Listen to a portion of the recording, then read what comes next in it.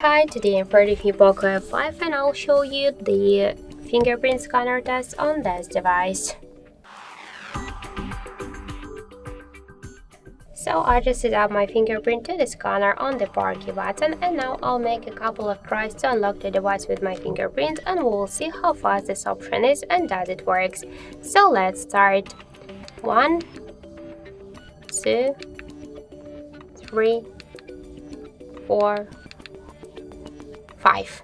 So as we can see, the fingerprint scanner works here faster, correct? And I just successfully unlocked the device without any problems with the simple touch on the power key button. I'm not pressing it, I just simply touch it and we just unlock the device successfully. So I just suggest you to try this unlock method, but don't forget that the face unlock is less secure than the passcode or PIN code unlock methods.